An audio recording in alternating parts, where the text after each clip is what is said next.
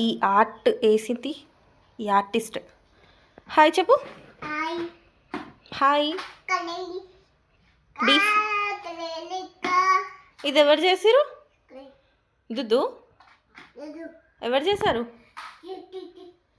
ఇతనే అండి. ఇదంతా చేసింది ఈయననే చేసిండు. ఈయనకొక లైక్ చేయండి. హాయ్ చెప్పు దుద్దు. డాడీ ఇటు చూడు దుద్దు.